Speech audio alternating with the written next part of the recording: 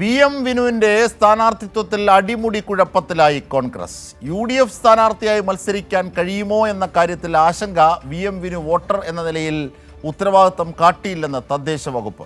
VM Vinu എന്ന കലാകാരനെ അപമാനിക്കുകയായിരുന്നു കോൺഗ്രസ് എന്ന് CPIM ജില്ലാ സെക്രട്ടറി M മെഹബൂബ്.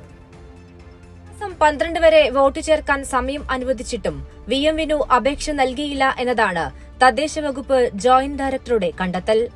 2020 തെരഞ്ഞെടുപ്പിലും VM വിനുവിന്റെ പേര് വോട്ടർ പട്ടികയിൽ ഉണ്ടായിരുന്നില്ല. VM വിനു വോട്ട് രേഖപ്പെടുത്തിയില്ല എന്നും റിപ്പോർട്ടിൽ പറയുന്നു. തദ്ദേശ വകുപ്പ് ജോയിന്റ് ഡയറക്ടർ കോഴിക്കോട് ജില്ലാ കലക്ടർക്ക് റിപ്പോർട്ട് കൈമാറി. VM വിനു നല്ല കലാകാരനാണെന്നും പ്രാഥമിക പരിശോധന പോലും നടത്താതെ കോൺഗ്രസ് അദ്ദേഹത്തെ അപമാനിക്കുകയാണ് ചെയ്തത് എന്നും CPIM ജില്ലാ സെക്രട്ടറി M മെഹബൂബ് പറഞ്ഞു. വോട്ടർ പട്ടിക പരിശോധിക്കാൻ ബാധ്യതപ്പെട്ട കോൺഗ്രസ് പാർട്ടിയുടെ പ്രവർത്തകരും അതൊന്നും നോക്കാതെ, ഇയാൾ വോട്ടുണ്ടോ എന്ന് പോലും നോക്കാതെ അയാളെ സ്ഥാനാർത്ഥിയാക്കിക്കൊണ്ട് ഇറക്കിയത് അയാളെ അപമാനിക്കുന്നതിന് തുല്യമായി. പിന്നെ സമൂഹത്തിൽ നമ്മളെല്ലാം ഇഷ്ടപ്പെടുന്ന ഒരു നല്ല സംവിധായകനും അങ്ങനെയുള്ള ആളല്ലേ, പക്ഷെ അയാൾ അപമാനിച്ചതല്ലേ സത്യത്തിൽ കോൺഗ്രസ്. പേര് ചേർക്കുന്നതിനുള്ള സമയം കഴിഞ്ഞതിനാൽ ഇനി അത് സാധ്യമല്ല.